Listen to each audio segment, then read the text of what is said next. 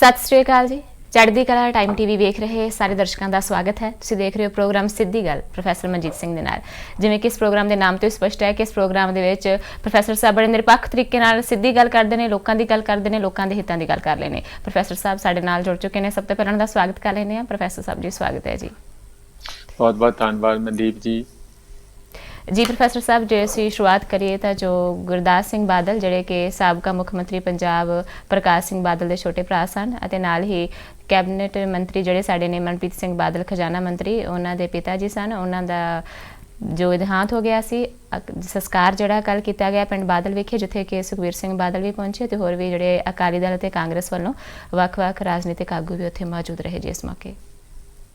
हाँ मनदीप, असी जिथे उन्होंने परिवार के इस एक परिवार मैंबर के विछोड़े दुख विच शरीक हुन्ने आ और अपने वलों और अपने चैनल वलों इस गल की श्रद्धांजलि दिन्ने आ विछड़ी रूह नूं। उत्थे असी जरूर ये गल नोट करते हैं कि ये एक बड़ा भावुक मौका सी और हौली हौली जिहड़ी पुरानी जनरेशन आ हथों निकलती जा रही है। जिवें प्रकाश सिंह बादल दे वाइफ पीड़ित सीगे वो नहीं रहे, फिर इस तरीके नाल मदर इन्हां दे मनप्रीत बादल दे, फिर इसे तरीके नाल उन्हां दे फादर हुण ते वो बड़े भावुक सीगे मनप्रीत बादल। उन्होंने कहा कि जिस तरह दरवाजे दे दो पलड़े हुंदे आ मेरे माँ बाप, उस अदा लई हुण दरवाजा बंद हो गया। मेरे माँ बाप दोनों मेरे तो जो दूर चले गए आ। इन्हां हालातां दे विच कुदरती है सारे लोगों नूं भी इस क्योंकि बड़े एक राजनीतिक परिवार नाल संबंधित गुरदास बादल प्रकाश सिंह बादल दे छोटे भरा 90 साल की उन्होंने उम्र सी, उन्हों का विछोड़ा इहो जे हालातां च हो जाना काफ़ी भावुक भी करदा आ और दुखदाई तो है। या कोई भी मैंबर जदों इस तरीके नाल तुहाडे नालों सदा लई विछोड़ा दे जांदा। वो 40s दे विच इत्थे मोहाली दे विच ही एडमिटेड सीगे ते उत्थे ही उन्होंने आखिरी साह लिया और सरकारी सन्मानां दे नाल उन्हां दा बकायदा उत्थे जिहड़ा विदायगी होई हैगी है। और मैं ये देखिया कि उत्थे देखो हुण जदों तुसीं मोढा दिन्ने आ उस वेले आखिरी सफ़र हैगा तो उहदे विच एक पासे मनप्रीत बादल आ, दूजे पासे सुखबीर सिंह बादल आ। ते तुसीं मैं सोच रहा सी बैठा कि जिहड़ियां सरकारां जां असीं कागजी गल्लां करदे आ कि तुसीं 6 फुट की दूरी बना के रखो, 6 फुट की दूरी बना के रखो। किवें 6 फुट की दूरी हो सकती, उत्थे ते 3 फुट की भी नहीं रहूगी। इस करके इसे तरीके नाल ही जिहड़े लोग वड्डी पद्धर ते उत्थे आए वो दूरी जिहड़ी असीं कहने रोज़ गल्लां करदे आ दूरी बना के रखो, कई बारी कई हालातां च वो मुमकिन नहीं हुंदा। जिवें कि कल उस संस्कार दे वेले होया, बहुत सारे लीडर भी आए, आम लोग भी आए, हालांकि ना चाहुंदियां होया भी जद कि परिवार ने किसी किस्म का कोई इस गल का इनकरेज नहीं किया, उहदे बावजूद भी लोग जो भावुक सीगे, ईवन मीडिया भी वड्डे पद्धर ते उत्थे पहुंचिया। सानू ये लगदा, सानू ये भी खबर मिली है कि जिथे मनप्रीत बादल काफ़ी भावुक सीगे और उत्थे प्रकाश सिंह बादल भी काफ़ी उन्हां दे मृतक शरीर दे उत्ते भावुक होए। कुदरती है कि उन्हां दा एक वड्डी सज्जी बांह दे तौर ते सीगे उन्हां दे छोटे भरा प्रकाश सिंह बादल दे। उन्हां नूं जिगरी दिलों काफ़ी इस गल दा दुख होना कुदरती गल है। मनदीप जी प्रोफैसर साहब, सचमुच ही जो परिवार का कोई भी जी जाता है, खास तौर पर जो माता पिता का आसरा जोड़ा बहुत वड्डा हुंदा सिर ते, चाहे वो फिर किसी मिनिस्टर के माता पिता होण जां किसी आम बंदे दे, दुख तो उन्हें हुंदा जी। हर एक नूं जिहड़ा है परिवार दे नाल अपनी अटैचमेंट हुंदी है। जे हुण असीं अगे वधीए प्रोफैसर साहब तां निर्मला सीतारमन की असीं गल कर लैंदे हां, जिन्हां ने कि प्रधानमंत्री वालों ऐलाने 20 लाख करोड़ के आर्थिक पैकेज के तीजे गेड़ बारे जानकारी दी। उन्होंने कहा 11 कदमां बारे दस्सिया कि असीं हर एक सैक्टर नूं जिहड़ी राहत देण जा रहे हैं। खेतीबाड़ी सैक्टर नाल उन्होंने पशु पालन सैक्टर, इस दे नाल ही होर भी कई खेत्रां दी उन्होंने गल कीती। तुहानूं की लगदा है राहत भी कागजी ही रह जाएगी कि सचमुच ही किसानां जां होर जिहड़े सैक्टर ने उन्हां नूं कोई लाभ मिलेगा? देखो मनदीप, ये बड़ी अजीब गल है कि तुसीं रोज़ ही प्रैस कानफ्रेंस करन बह जाने आ और जिहड़े मुद्दे ते गल करनी चाहिए उहदे ते एक गल नहीं हुंदी। ये सीतारमन नूं इंज लगदा जिवें इन्हां ने, तुहानूं याद है कि तकरीबन 1 घंटा 50 मिनट का भाषण इन्हां ने बजट उत्ते दिता सी। जद तक इन्ना लम्मा इन्हां दा भाषण हुण नहीं हो पाउंदा उन्ना चिर तक ये लगातार शायद बोलते ही रहणगे। ये तीजी प्रैस कानफ्रेंस आ। बोले की आ खेती दे विच 11 11 ਅਲੱਗ-ਅਲੱਗ ਕਿਸਮ ਦੀਆਂ ਅਸੀਂ ਮਦਦ ਕਰਾਂਗੇ। 1,63,000 ਕਰੋੜ ਦਾ ਪੈਕੇਜ ਹੋਊਗਾ। ਉਹਦੇ ਚ ਧੇਲਾ ਵੀ ਕਿਸੇ ਦੀ ਮਦਦ ਨਹੀਂ ਹੈ, ਲੋਨ ਦੇਣਾ ਚਾਹੁੰਦੇ ਆ, ਫਾਈਨੈਂਸ਼ੀਅਲ ਅਸਿਸਟੈਂਸ ਕਰਨਾ ਚਾਹੁੰਦੇ ਆ, ਇਹੋ ਜਿਹੀਆਂ ਗੱਲਾਂ ਲਗਾਤਾਰ ਉਹ ਕਰੀ ਜਾ ਰਹੇ ਆ।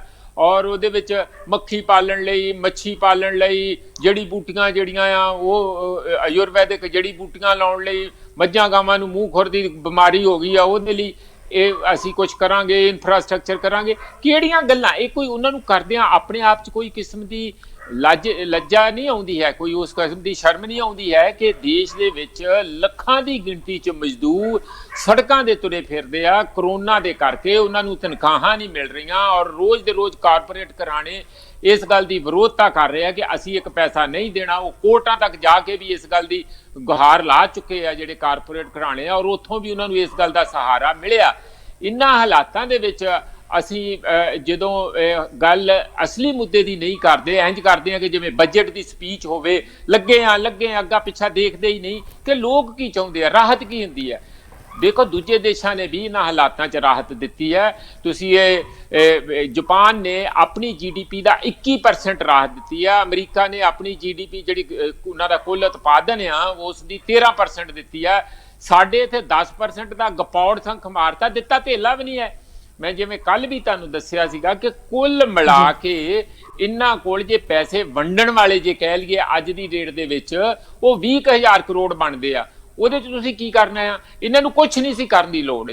ਜੇ ਨੰਬਰ 1 ਇਹਨਾਂ ਨੂੰ ਕੀ ਕਰਨਾ ਚਾਹੀਦਾ ਸੀਗਾ ਕਿ ਰੋਟੀ ਪਾਣੀ ਖਿਲਾਉਣਾ ਚਾਹੀਦਾ ਸੀ ਤੇ ਉਹਨਾਂ ਦੇ ਪੈਸੇ ਦੇਣੇ ਚਾਹੀਦੇ ਸੀ ਮਜ਼ਦੂਰਾਂ ਨੂੰ, ਭਾਵੇਂ ਸਰਕਾਰ ਦਿੰਦੀ ਭਾਵੇਂ ਜਿਹੜੇ ਉਹਨਾਂ ਦੇ ਐਮਪਲਾਇਰ ਦਿੰਦੇ। ਜਦੋਂ ਇਹੋ ਜਿਹਾ ਕੁਛ ਨਹੀਂ ਹੋ ਪਾਇਆ ਤਾਂ ਇਹਨਾਂ ਹਾਲਾਤਾਂ ਵਿੱਚ ਤੁਸੀਂ ਘੱਟੋ ਘੱਟ ਉਹਨਾਂ ਨੂੰ ਘਰ ਜਾਣ ਲਈ ਗੱਡੀਆਂ ਦੇ ਸਫੀਸ਼ੀਐਂਟ ਨੰਬਰ ਦੇ ਵਿੱਚ ਦੇ ਦਿਓ। ਉਹ ਤੇ ਹੈਗੀਆਂ, ਬੱਸਾਂ ਹੈਗੀਆਂ, ਸਰਕਾਰੀ ਟਰਾਂਸਪੋਰਟ ਹੈਗੀ ਆ। ਉਹਦੇ ਉਲਟ ਉਹਨਾਂ ਨੂੰ ਰਸਤਿਆਂ 'ਚ ਘੇਰਿਆ ਜਾ ਰਿਹਾ, ਉਹਨਾਂ ਨੂੰ ਤੰਗ ਕੀਤਾ।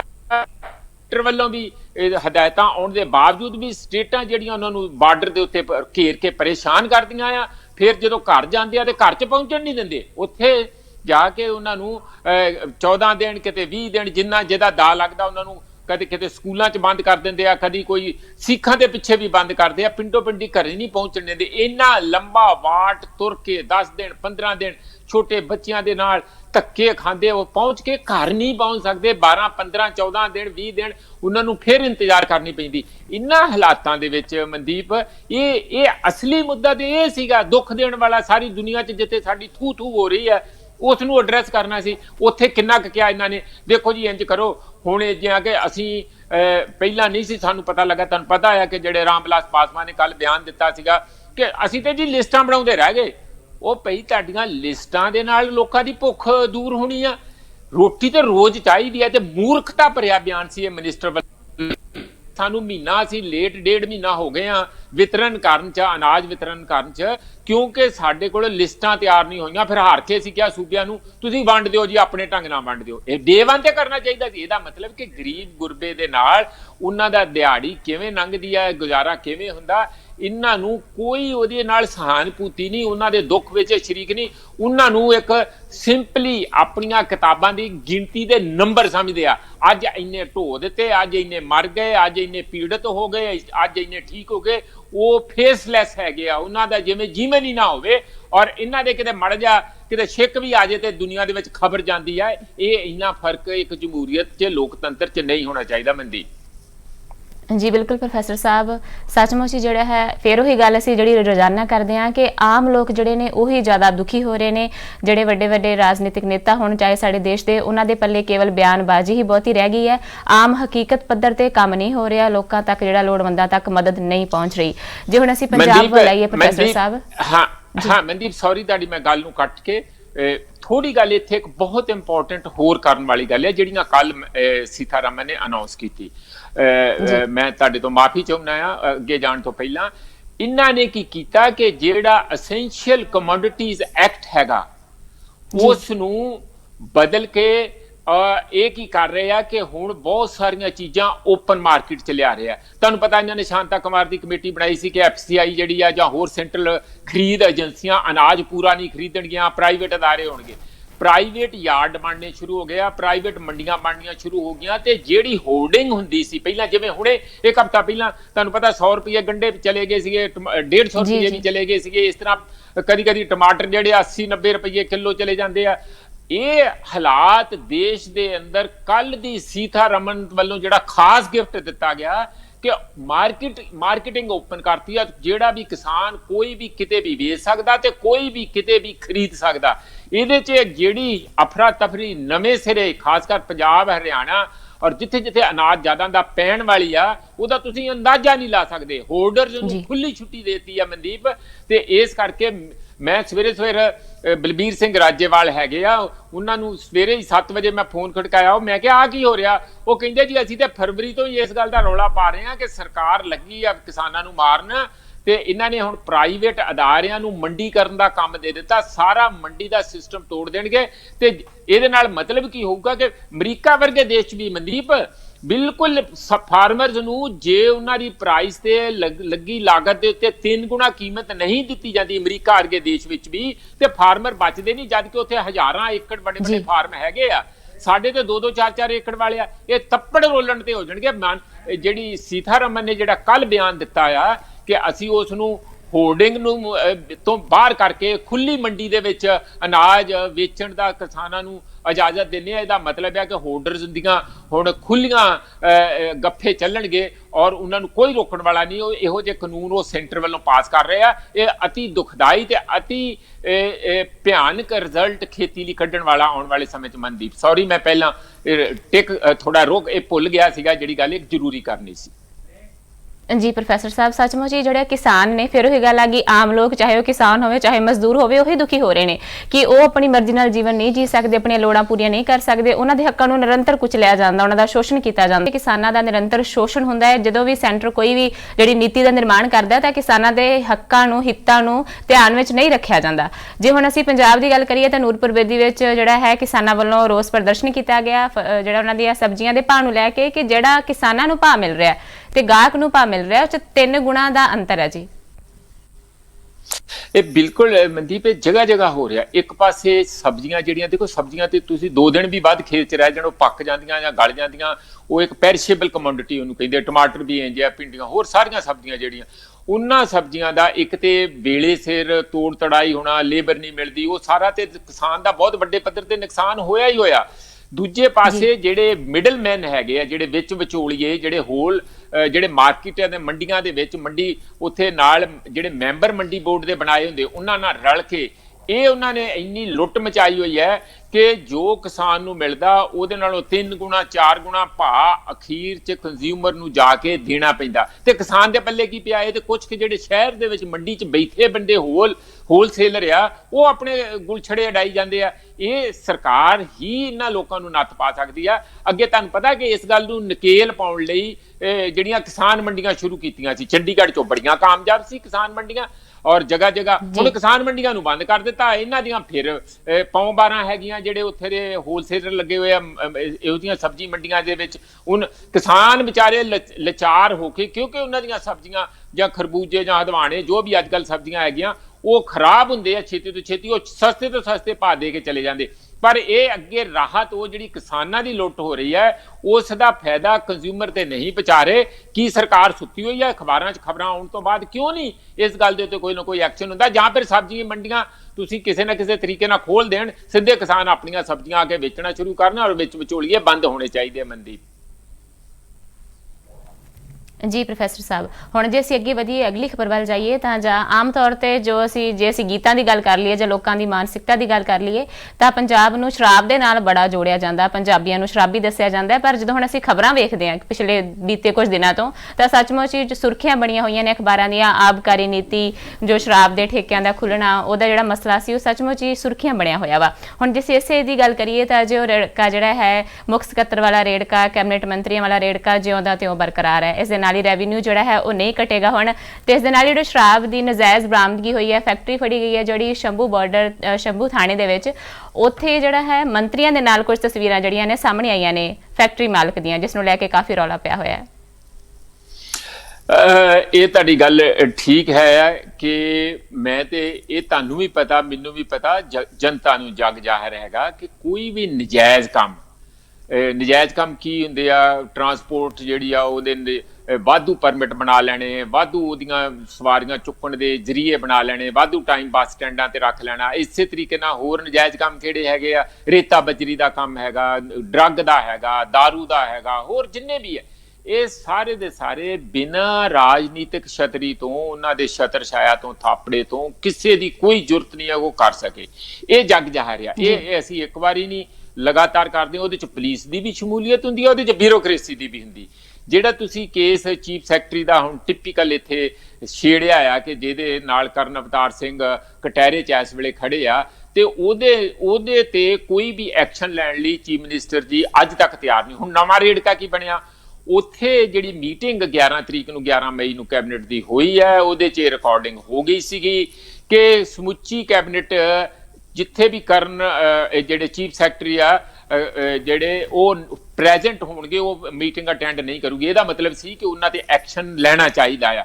ਇਹ ਰੌਲਾ ਨਵਾਂ ਪੈ ਗਿਆ, ਸ਼ੱਕ ਪੈ ਗਿਆ ਕੈਬਨਿਟ ਮੰਤਰੀਆਂ ਨੂੰ ਕਿ ਕਰਨ ਅਵਤਾਰ ਸਿੰਘ ਨੂੰ ਹੋ ਸਕਦਾ ਰਿਲੀਫ ਦੇ ਦਿੱਤੀ ਜਾਏ, ਤੇ ਉਹ ਸ਼ਾਇਦ ਹੋ ਸਕਦਾ ਕਿ ਉਹ ਪ੍ਰੋਸੀਡਿੰਗ ਦਾ ਹਿੱਸਾ ਹੀ ਨਹੀਂ ਬਣਾਇਆ ਹੋਵੇ ਇਸ ਗੱਲ ਨੂੰ, ਜਿਹੜੀ ਕਿ ਖਾਸ ਤੌਰ ਤੇ ਕੈਬਨਿਟ ਵੱਲੋਂ ਦਰਜ ਕਰਾਈ ਗਈ।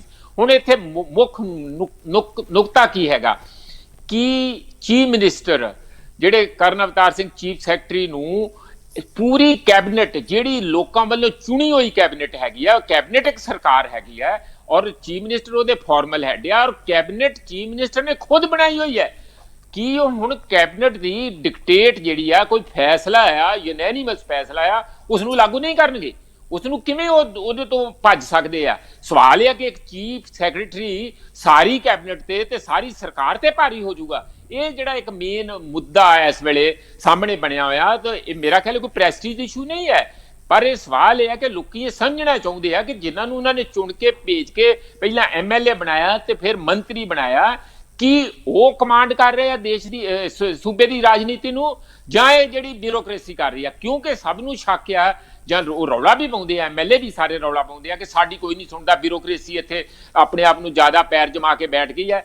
ਹਾਲਾਂਕਿ ਇਹ ਨਹੀਂ ਕਿ ਉਹਨਾਂ ਦੀਆਂ ਮੰਗਾਂ ਵੀ ਸਾਰੀਆਂ ਜਾਇਜ਼ ਆ, ਰਾਜਨੀਤਿਕ ਜਿਹੜੇ ਗਲਿਆਰੇ ਆ ਉਹ ਵੀ ਕੋਈ ਬਹੁਤ ਸਾਧੂ ਮਹਾਤਮਾ ਨਹੀਂ ਹੈਗੇ, ਪਰ ਸਵਾਲ ਇਹ ਹੈਗਾ ਕਿ ਅਲਟੀਮੇਟਲੀ ਕਿਹਦੀ ਜ਼ਿੰਮੇਵਾਰੀ ਹੈ? ਜ਼ਿੰਮੇਵਾਰੀ ਪੋਲੀਟੀਕਲ ਬੰਦਿਆਂ ਦੀ ਹੁੰਦੀ ਹੈ। ਜੇ ਉਹ ਗਲਤ ਕਰਨਗੇ ਲੋਕ ਉਹਨਾਂ ਵਿਰੁੱਧ ਮੁਜ਼ਾਹਰੇ ਵੀ ਕਰਨਗੇ। ਇਸ ਕਰਕੇ ਇਹ ਜ਼ਰੂਰੀ ਸੀਗਾ ਕਿ ਜਿਹੜਾ ਕਰਨ ਅਵਤਾਰ ਵਾਲਾ ਇਸ਼ੂ ਜਿਹੜਾ ਹੱਲ ਹੁੰਦਾ, ਉਹ ਅਜੇ ਤੱਕ ਚੀਫ ਮਿਨਿਸਟਰ ਉਹ ਤੋਂ ਦੜ ਵੱਟੀ ਬੈਠੇ ਆ। ਅਗਲੀ ਮੀਟਿੰਗ ਤੇ ਦੇਖੋ ਕੀ ਹੁੰਦਾ। ਜਿਹੜੀ ਤੁਸੀਂ ਸ਼ਰਾਬ ਦੀ ਗੱਲ ਕਹੀ ਹੈ, ਇਹ ਬੜੀ ਇੰਟਰਸਟਿੰਗ ਹੈਗੀ ਆ। ਸ਼ਰਾਬ ਦੇਖੋ, ਇੱਕ ਪਾਸੇ 2 ਫੈਕਟਰੀਆਂ ਤੁਹਾਨੂੰ ਦੱਸਿਆ ਸੀ, ਇੱਕ ਜੋਧਾਂ ਦੇ ਨੇੜੇ ਫੈਕਟਰੀ ਫੜੀ ਗਈ ਜਿਹਦੇ ਵਿੱਚ ਜੌਨੀ ਵਾਕਰ 11,000 ਵਾਲੀ ਬੋਟਲ ਨੂੰ ਉਹ 275 ਚ ਬਣਾ ਕੇ ਤੇ ਵੇਚੀ ਜਾਂਦੇ ਆ। ਦੂਜੇ ਪਾਸੇ ਜਿਹੜੀ ਸ਼ੰਭੂ ਪੁਲਿਸ ਸਟੇਸ਼ਨ ਦੇ ਨੇੜੇ ਪਿੰਡ ਚੋਂ ਫੜੀ ਗਈ ਹੈ, ਉਹ ਬੰਦਾ ਜਿਹੜਾ ਉਹਦਾ ਮਾਲਕ ਆ, ਉਹਦੀਆਂ ਫੋਟੋਆਂ ਕੱਲ ਆਮ ਆਦਮੀ ਪਾਰਟੀ ਵੱਲੋਂ ਜਾਰੀ ਕੀਤੀਆਂ ਗਈਆਂ ਕਿ ਉਹ ਇੱਕ ਪਾਸੇ ਜਿਹੜੇ ਕਾਂਗਰਸ ਦੇ ਪ੍ਰਧਾਨ ਸੁਨੀਲ ਜਾਖੜਿਆ ਉਹਨਾਂ ਨਾਲ ਫੋਟੋ ਦਿਖਾਈ ਗਈ ਹੈ ਗਲਦਸਤਾ ਫੜਾਉਂਦੇ ਹੋਏ। ਦੂਜੇ ਪਾਸੇ ਉਹ ਜਿਹੜਾ ਬੰਦਾ ਨਜਾਇਜ਼ ਜਿਹਨੇ ਸ਼ਰਾਬ ਬਣਾ ਰਿਹਾ ਫੜਿਆ ਗਿਆ, ਉਹ ਪ੍ਰਨੀਤ ਕੌਰ ਜਿਹੜੇ ਸਾਡੇ MP ਹੈਗੇ ਆ, ਉਹਨਾਂ ਨਾਲ ਜਿਹੜਾ ਕਰਦਾ ਫੜਿਆ ਫੋਟੋ ਲੱਗੀ ਹੋਈ ਉਹਨਾਂ ਨੇ ਦਿਖਾਈ ਹੈ। ਇਹਦਾ ਮਤਲਬ ਮੈਂ ਉਹੀ ਗੱਲ ਜਿਹੜੀ ਪਹਿਲਾਂ ਕਹੀ ਹੈ, ਬੇਨਤੀ ਕੀਤੀ ਹੈ ਕਿ ਬਿਨਾਂ ਰਾਜਨੀਤਿਕ ਲੋਕਾਂ ਤੋਂ, ਉਹਨਾਂ ਦੀ ਛਤਰ ਛਾਇਆ ਤੋਂ ਇਹੋ ਜਿਹੇ ਕੰਮ ਨਹੀਂ ਹੁੰਦੇ। ਇਹ ਸਾਫ਼ ਜ਼ਾਹਰ ਆ, ਇਹ ਫੋਟੋ ਇੱਕ ਸਾਫ਼ ਦੱਸਦੀ ਆ ਕਿ ਕਿਤੇ ਨਾ ਕਿਤੇ ਉਹਦੇ ਕਨੈਕਸ਼ਨ ਹੋਣਗੇ। ਹੁਣ ਸਵਾਲ ਹੈ ਕਿ ਕੀ ਆਉਣ ਵਾਲੇ ਸਮੇਂ 'ਚ ਇਹੋ ਜਿਹੇ ਬੂਟ ਲੈਗਰ, ਇਹੋ ਜਿਹੀਆਂ ਨਜਾਇਜ਼ ਭੱਠੀਆਂ ਬੰਦ ਹੋ ਜਾਣਗੀਆਂ? ਮੈਨੂੰ ਨਹੀਂ ਲੱਗਦਾ, ਕਿਉਂਕਿ ਪੈਸਾ ਇੰਨੇ ਵੱਡੇ ਪੱਧਰ ਤੇ ਇੰਨਾ ਰਾਜਨੀਤਿਕ ਲੋਕਾਂ ਨੂੰ ਜਾਂਦਾ, ਉਹਨਾਂ ਨੇ ਇਹੋ ਜਿਹੇ ਅੱਗੇ ਗਾਂ ਪਿਆਦੇ ਰੱਖਿਆ ਤੇ ਉਹ ਕੰਮ ਚਲਾਈ ਜਾਂਦੇ ਆ। ਅਸੀਂ ਬੜੇ ਦੁਖੀ ਹਾਂ। ਅਸੀਂ ਬੇਨਤੀ ਕਰ ਸਕਦੇ ਹਾਂ ਕਿ ਸਾਡੀ ਰਾਜਨੀਤਿਕ ਜਮਾਤ ਨੂੰ ਸੁਧਰ ਜਾਣਾ ਚਾਹੀਦਾ। ਪੰਜਾਬ ਦੇ ਜੋ ਹਾਲਤ ਹੈ, ਜਿਵੇਂ ਮੈਂ ਤੁਹਾਨੂੰ ਕੱਲ ਲੰਬਾ ਇੱਕ ਉਹਦੇ ਤੇ ਤਬਸਰਾ ਕਰਕੇ ਦੱਸਿਆ ਸੀ ਕਿ ਬਹੁਤ ਬੁਰੇ ਆ, ਤੇ ਉਹ ਨਾ ਬਰਦਾਸ਼ਤ ਕਰਨ ਵਾਲੇ ਨਹੀਂ ਰਹੇ ਹੁਣ ਮੰਦੀ। ਜੀ ਪ੍ਰੋਫੈਸਰ ਸਾਹਿਬ, ਹੁਣ ਜੇ ਅਸੀਂ ਅੱਗੇ ਵਧੀਏ ਤਾਂ ਜੋ ਕਰੋਨਾ ਸੰਕਟ ਪੰਜਾਬ ਵਿੱਚ ਜਿਹੜਾ ਹੈ ਥੋੜਾ ਜਿਹਾ ਘਟ ਰਿਹਾ ਹੈ, ਜਿਹੜੇ ਲੋਕ ਨੇ ਜ਼ਿਆਦਾ ਗਿਣਤੀ ਵਿੱਚ ਠੀਕ ਹੋ ਰਹੇ ਨੇ। ਜੇ ਅਸੀਂ ਬੀਤੇ ਦਿਨ ਦੀ ਗੱਲ ਕਰੀਏ ਤਾਂ 350 ਦੇ ਕਰੀਬ ਜਿਹੜੇ ਨੇ ਪੋਜ਼ਿਟਿਵ ਮਰੀਜ਼ ਜਿਹੜੇ ਨੇ ਉਹ ਠੀਕ ਹੋਏ, ਉਹਨਾਂ ਦੀ ਰਿਪੋਰਟ ਨੈਗੇਟਿਵ ਆਈ। ਵੱਖ-ਵੱਖ ਜਗ੍ਹਾ ਤੋਂ ਪੰਜਾਬ ਦੇ ਜਿਹੜਾ ਹੈ ਜ਼ਿਲ੍ਹਿਆਂ ਤੋਂ ਉਹਨਾਂ ਨੂੰ ਆਪੋ ਆਪਣੇ ਘਰਾਂ ਨੂੰ ਰਵਾਨਾ ਕੀਤਾ ਗਿਆ ਜੀ। ਇਹ ਬੜੀ ਚੰਗੀ ਖਬਰ ਆ, ਕਿਉਂਕਿ ਬਹੁਤੀਆਂ ਡਿਪਰੈਸਿੰਗ ਖਬਰਾਂ ਠੀਕ ਨਹੀਂ ਹੁੰਦੀਆਂ। ਮੈਨੂੰ ਸਵੇਰੇ ਇੱਕ ਸਾਡੇ ਦੋਸਤ ਦਾ ਆਸਟ੍ਰੇਲੀਆ ਤੋਂ ਫੋਨ ਆਇਆ, ਉਹ ਕਹਿੰਦੇ ਵੀ ਮੈਨੂੰ ਇਹ ਦੱਸੋ ਕਿ ਇਹ ਡਰਾਮਾ ਆ ਜਿਹੜੀ ਸਾਰਾ ਕਰੋਨਾ ਦਾ, ਕਿ ਕੋਈ ਇਹਦੇ 'ਚ ਅਸਲੀਅਤ ਵੀ ਆ? ਮੈਂ ਕਿਹਾ ਡਰਾਮਾ ਹੈ, ਸਾਰੀ ਦੁਨੀਆ ਤੇ ਤਰਾ ਤਰਾ ਕਰਦੀ ਆ, ਤੁਹਾਨੂੰ ਡਰਾਮਾ ਕਿਵੇਂ ਲੱਗਦਾ? ਕਹਿੰਦਾ ਜਿੰਨੇ ਕੁ ਲੋਕ ਮਰਦੇ ਜਾਂ ਠੀਕ ਹੁੰਦੇ ਦਿਖਾਉਂਦੇ ਆ, ਇਹਦੇ ਨਾਲੋਂ ਕਈ ਗੁਣਾ ਤੇ ਵੈਸੇ ਰੋਜ਼ ਹੀ ਮਰੀ ਜਾਂਦੇ ਸੀ, ਪਹਿਲਾਂ ਹੀ ਮਰੀ ਜਾਂਦੇ ਸੀ, ਪਹਿਲਾਂ ਤੇ ਕੋਈ ਡਰਿਆ ਨਹੀਂ, ਸਾਰੀ ਦੁਨੀਆ 'ਚ ਹੀ ਹੁੰਦੇ ਸੀ। ਮੇਰੇ ਕੋਲ ਇਸ ਗੱਲ ਦਾ ਕੋਈ ਬਹੁਤਾ ਸੋਲਿਡ ਜਵਾਬ ਨਹੀਂ ਸੀ। ਇੱਕ ਪੱਧਰ ਤੇ ਮੈਂ ਕਹਿਣਾ ਇਹ ਚਾਹੁੰਦਾ ਕਿ ਕਰੋਨਾ ਦੇ ਨਾਂ ਤੇ ਲੋਕਾਂ ਨੂੰ ਭੈ ਭੀਤ ਕਰਕੇ ਕੋਈ ਗਲਤ ਕੰਮ ਜੋ ਸਰਕਾਰ ਅੱਜ ਧੜਾ ਧੜ ਕਰਨ ਲੱਗੀ ਹੈ ਔਰ ਦੇਸ਼ ਨੂੰ ਇੱਕ ਫਾਸ਼ੀਵਾਦ ਵਾਲੇ ਪਾਸੇ ਲਿਜਾ ਰਹੀ ਹੈ, ਏਕਾਧਿਕਾਰ ਵੱਲ ਲਿਜਾ ਰਹੀ ਹੈ ਔਰ ਲੋਕਤੰਤਰ ਦੀਆਂ ਜੜ੍ਹਾਂ ਖਤਮ ਕੀਤੀਆਂ ਜਾ ਰਹੀਆਂ। ਲੋਕ ਆਵਾਜ਼ ਨੂੰ ਕੁਚਲਣ ਦਾ ਬਹਾਨਾ ਬਣਾਇਆ ਕਿਤੇ ਕਰੋਨਾ ਵਾਇਰਸ ਇਹ ਹੀ ਤੇ ਨਹੀਂ, ਕਰੋਨਾ ਵਾਇਰਸ ਕਿ ਉਹਦੇ ਬਹਾਨੇ ਸਾਰੇ ਜਿਹੜੇ ਡੈਮੋਕ੍ਰੈਟਿਕ ਇੰਸਟੀਟਿਊਸ਼ਨ ਆ ਸਾਡੇ ਲੰਮੇ ਅਰਸੇ ਤੋਂ ਬਾਅਦ ਅਸੀਂ ਉਹਨਾਂ ਨੂੰ ਲੋਕਾਂ ਦੇ ਵਿੱਚ ਐਸਟੈਬਲਿਸ਼ ਕੀਤਾ, ਕਿਤੇ ਉਹਨਾਂ ਨੂੰ ਖੋਖਲਾ ਕਰਕੇ ਖਤਮ ਕਰ ਦਿੱਤਾ ਜਾਏ। ਇਹ ਗੱਲ ਇੱਕ ਆਪਣੇ ਆਪ 'ਚ ਬੜਾ ਵੱਡਾ ਸਵਾਲ ਹੈ, ਇਹਦੇ ਤੇ ਚਰਚਾ ਹੋਣੀ ਚਾਹੀਦੀ ਹੈ। ਪਰ ਜਿੱਥੋਂ ਤੱਕ ਠੀਕ ਹੋਏ ਆ 350 ਬੰਦੇ ਮੈਂ ਵੀ ਦੇਖਿਆ ਖੂਬ ਤਾਲੀਆਂ ਵੱਜ ਰਹੀਆਂ, ਖੂਬ ਖੁਸ਼ੀਆਂ ਮਨਾਈਆਂ ਜਾ ਰਹੀਆਂ, ਕਈ ਜਗ੍ਹਾ ਉਹਨਾਂ ਦੇ ਹਾਰ ਪਾਏ ਜਾ ਰਹੇ ਆ, ਕਈ ਜਗ੍ਹਾ ਫੁੱਲ ਬਰਸਾਏ ਜਾ ਰਹੇ ਆ। ਸੁਖੀ ਰਹਿਣ, ਖੁਸ਼ ਰਹਿਣ ਔਰ ਆਪਣੇ ਆਪਣੇ ਘਰ ਜਾਣ। ਤੇ ਇਸ ਗੱਲ ਦੀ ਅਸੀਂ ਡਾਕਟਰਾਂ ਨੂੰ ਤੇ ਆਪਣੇ ਜਿਹੜੇ ਲੜਾਈ ਦੇ ਰਹੇ ਆ ਇਸ ਗੱਲ ਤੇ ਉਹਨਾਂ ਨੂੰ ਵੀ ਇਸ ਗੱਲ ਦੀ ਵਧਾਈ ਦਿੰਦੇ ਆ। ਮਨਦੀਪ ਜੀ ਪ੍ਰੋਫੈਸਰ ਸਾਹਿਬ, ਹੁਣ ਜੇ ਡਾਕਟਰਾਂ ਦੀ ਗੱਲ ਤੁਸੀਂ ਕੀਤੀ ਹੈ ਤਾਂ ਜਿਹੜੇ ਪੈਰਾਮੈਡੀਕਲ ਸਟਾਫ ਤੇ ਨਰਸਾਂ ਤਾਂ ਲਗਾਤਾਰ ਜਿਹੜੇ ਨੇ ਰੋਸ ਪ੍ਰਦਰਸ਼ਨ ਕਰ ਰਹੇ ਨੇ, ਉਹਨਾਂ ਦਾ ਪ੍ਰਦਰਸ਼ਨ ਜਾਰੀ ਹੈ। ਕੱਲ ਉਹਨਾਂ ਨੇ ਘਰਾਓ ਵੀ ਕਰਨਾ ਸੀ ਪਰ ਫਿਰ ਭਰੋਸਾ ਦਿਵਾਇਆ ਗਿਆ ਹੈ ਕਿ ਓਪੀ ਸੋਨੀ ਜਿਹੜੇ ਮੰਤਰੀ ਨੇ ਉਹਨਾਂ ਨਾਲ ਤੁਹਾਡੀ ਮੁਲਾਕਾਤ ਜਿਹੜੀ ਹੈ ਯਕੀਨੀ ਬਣਾਈ ਜਾਵੇਗੀ। ਇਸ ਤੋਂ ਬਾਅਦ ਉਹਨਾਂ ਨੇ ਜੋ ਮੋਤੀ ਮਹਿਲ ਦਾ ਘਰਾਓ ਕਰਨ ਦਾ ਆਈਡੀਆ ਜਿਹੜਾ ਸੀ ਉਹ ਟਾਲ ਦਿੱਤਾ। ਦੇਖੋ ਟਲ ਗਿਆ ਆ ਪਰ ਉਹ ਖਤਮ ਨਹੀਂ ਹੋਇਆ ਜਿਵੇਂ ਤੁਸੀਂ ਕਿਹਾ, ਕਿਉਂਕਿ ਉਹ ਲਗਾਤਾਰ ਕਈ ਸਾਲਾਂ ਤੋਂ ਹੀ ਲੱਗੇ ਹੋਏ ਆ ਨਰਸਾਂ ਤੇ ਪੈਰਾਮੈਡੀਕਲ ਸਟਾਫ। ਤੁਸੀਂ ਕਿਵੇਂ ਚਲਾ ਸਕਦੇ ਆ ਅਡਹੌਕ ਕੋਈ ਦੇਖੋ ਬਿਲਡਿੰਗ ਬਣਾਉਣ ਦਾ ਕੰਮ ਤੇ ਨਹੀਂ ਨਾ ਹੈਗਾ ਕਿ ਚਲੋ ਅੱਜ ਮਜ਼ਦੂਰ ਕੋਈ ਆ ਗਏ, ਦੂਜੇ ਆ ਗਏ, ਤੀਜੇ, ਕਿਉਂਕਿ ਗਾਰਾ ਮਿੱਟੀ ਹੀ ਫੜਨਾ ਆ। ਇਸ ਤਰ੍ਹਾਂ ਨਹੀਂ ਹੈ, ਟੈਕਨੀਕਲ ਜੌਬ ਆ। ਜੇ ਅਸੀਂ ਡਾਕਟਰਾਂ ਨੂੰ ਇਹਨਾਂ ਹਾਲਾਤਾਂ 'ਚ ਵੀ ਉਹ ਸੁਰੱਖਿਅਤ ਨਹੀਂ ਕਰਾਂਗੇ, ਉਹਨਾਂ ਨੂੰ ਜੋ ਬਣਦਾ ਉਹਨਾਂ ਦੀਆਂ ਤਨਖਾਹਾਂ, ਉਹਨਾਂ ਦੀਆਂ ਵਰਕਿੰਗ ਕੰਡੀਸ਼ਨਸ ਅਸੀਂ ਠੀਕ ਨਹੀਂ ਕਰਾਂਗੇ, ਉਹਨਾਂ ਦੀ ਜਿਹੜੀ ਜੌਬ ਆ ਉਹਨਾਂ ਨੂੰ ਰੈਗੂਲਰਾਈਜ਼ ਨਹੀਂ ਕਰਾਂਗੇ, ਉਸ ਨੂੰ ਰੈਕਗਨਾਈਜ਼ ਨਹੀਂ ਕਰਾਂਗੇ, ਤਾਂ ਫਿਰ ਕਿਵੇਂ ਕੰਮ ਕਰਨ ਦਾ ਕਿਸੇ ਦਾ ਮਨ ਲੱਗੂਗਾ? ਫਿਰ ਤੇ ਸਾਰੇ ਆਪੋ ਆਪਣਾ ਡਰ ਕੇ ਘਰੀ ਬੈਠਣ ਵਾਲੀ ਗੱਲ ਹੋਊਗੀ। ਇਸ ਕਰਕੇ ਇਹ ਬਹੁਤ ਅਹਿਮ ਮੌਕਾ ਆ ਔਰ ਸਾਨੂੰ ਕੇਰਲਾ ਤੋਂ ਸਿੱਖਣਾ ਚਾਹੀਦਾ ਕਿ ਜੇ ਉਹ ਅੱਜ ਕਰੋਨਾ ਦਾ ਮੁਕਾਬਲਾ ਕਰ ਪਾਏ ਆ ਤੇ ਸਭ ਤੋਂ ਵੱਡੀ ਉਹਨਾਂ ਦੀ ਇੱਕ ਗੱਲ ਇਹ ਹੈ, ਲੋਕਾਂ ਦਾ ਸਾਥ ਤੇ ਹੈ ਹੀ ਹੈ, ਪਰ ਸਭ ਤੋਂ ਵੱਡੀ ਮਜ਼ਬੂਤੀ ਉਹਨਾਂ ਦੀ ਹੈ ਕਿ ਉਹਨਾਂ ਦਾ ਪਬਲਿਕ ਹੈਲਥ ਸਿਸਟਮ ਬਹੁਤ ਮਜ਼ਬੂਤ ਔਰ ਬਹੁਤ ਸੁਹਿਰਦ ਹੈਗਾ। ਉਸ ਤੋਂ ਸਾਨੂੰ ਸਿੱਖ ਕੇ ਆਪਣੇ ਆਪ ਨੂੰ ਸਗੋਂ ਹੋਰ ਨਵੀਆਂ ਭਰਤੀਆਂ ਕਰਨੀਆਂ ਚਾਹੀਦੀਆਂ ਤੇ ਸਾਨੂੰ ਇਨਫਰਾਸਟ੍ਰਕਚਰ ਵੀ ਤਕੜਾ ਕਰਨਾ ਚਾਹੀਦਾ, ਹਸਪਤਾਲਾਂ ਦੀ ਦੇਖਭਾਲ ਕਰਨੀ ਚਾਹੀਦੀ, ਨਵੇਂ ਸੈਂਟਰ ਖੋਲ੍ਹਣੇ ਚਾਹੀਦੇ। ਪਰ ਇਹਦੇ ਜਿਹੜੇ ਠੇਕੇ ਤੇ ਦੇ ਕੇ ਕੰਮ ਜਿਹੜਾ ਚਲਾਇਆ ਜਾ ਰਿਹਾ ਉਹ ਬੜਾ ਹੀ ਇੱਕ ਅਡਹੌਕ ਕੰਮ ਆ। ਉਹਦੇ ਨਾਲ ਅਸੀਂ ਸਿਹਤ ਸੇਵਾਵਾਂ ਨੂੰ ਹੋਰ ਖੋਰਾ ਲਾਵਾਂਗੇ, ਪਹਿਲਾਂ ਹੀ ਉਹ ਬਹੁਤ ਕਮਜ਼ੋਰ ਹੋ ਚੁੱਕੀਆਂ। ਮੰਦੀ ਜੀ ਪ੍ਰੋਫੈਸਰ ਸਾਹਿਬ, ਖਬਰਾਂ ਤਾਂ ਹੋਰ ਵੀ ਬਹੁਤ ਸੀ, ਜਿਵੇਂ ਕਿ ਹੁਣ ਫਿਲਮਾਂ ਦੇ ਡਿਜੀਟਲ ਰਿਲੀਜ਼ ਹੋਣ ਲੱਗ ਪਏ ਨੇ। ਅੱਜ ਵੀ 2 ਫਿਲਮਾਂ ਰਿਲੀਜ਼ ਹੋ ਰਹੀਆਂ ਨੇ, ਗੁਲਾਬੋ ਸਤਾਬੋ ਤੇ ਸ਼ਕੁੰਤਲਾ ਦੇਵੀ। ਤਾਂ ਹੁਣ ਜਿਹੜੇ ਮਲਟੀਪਲੈਕਸ ਮਾਲਕ ਨੇ ਉਹਨਾਂ ਦੇ ਮਨਾਂ ਵਿੱਚ ਰੋਸ ਹੈ ਕਿ ਸਾਡਾ ਬਿਜ਼ਨਸ ਕਿੱਦਾਂ ਚੱਲੇਗਾ ਫਿਰ ਜੇ ਇਸੇ ਤਰ੍ਹਾਂ ਜਿਹੜਾ ਡਿਜੀਟਲ ਰਿਲੀਜ਼ ਫਿਲਮਾਂ ਦੀ ਹੋਣ ਲੱਗੀ। ਪਰ ਹੁਣ ਸਾਨੂੰ ਸਮਾਂ ਇਜਾਜ਼ਤ ਨਹੀਂ ਦੇ ਰਿਹਾ ਕਿ ਅਸੀਂ ਇਸ 'ਤੇ ਗੱਲ ਕਰੀਏ ਤੇ ਸਮਾਂ ਹੋ ਗਿਆ ਜੀ ਦਰਸ਼ਕਾਂ ਤੋਂ ਇਜਾਜ਼ਤ ਲੈ ਲੈਣ ਦਾ। ਧੰਨਵਾਦ ਪ੍ਰੋਫੈਸਰ ਸਾਹਿਬ ਆਪ ਜੀ ਦਾ ਵੀ, ਤੁਸੀਂ ਸਾਡੇ ਨਾਲ ਜੁੜੇ। ਬਹੁਤ ਬਹੁਤ ਧੰਨਵਾਦ। ਤੇ ਤੁਸੀਂ ਫਿਲਮ ਡਿਜੀਟਲ ਦੇਖ ਲਿਓ ਤੇ ਮੈਨੂੰ ਵੀ ਦੱਸਿਓ ਕੀ ਹੈ, ਕਿਉਂਕਿ ਮੈਂ ਦੇਖਦਾ ਨਹੀਂ। ਤੇ ਸਾਡੇ ਸਰੋਤਿਆਂ ਦਾ ਵੀ ਬਹੁਤ ਬਹੁਤ ਸ਼ੁਕਰੀਆ ਜੀ ਪ੍ਰੋਫੈਸਰ ਸਾਹਿਬ। ਦਰਸ਼ਕਾਂ ਨੂੰ ਅਸੀਂ ਦੱਸ ਦਈਏ ਕਿ ਤੁਸੀਂ ਪ੍ਰੋਗਰਾਮ ਜਿਹੜਾ ਹੈ ਸਿੱਧੀ ਗੱਲ ਸੋਮਵਾਰ ਤੋਂ ਸ਼ਨੀਵਾਰ ਰੋਜ਼ਾਨਾ ਦੇਖਦੇ ਹੋ ਚੜ੍ਹਦੀ ਕਲਾ ਟਾਈਮ ਟੀਵੀ ਤੇ 11:30 ਵਜੇ।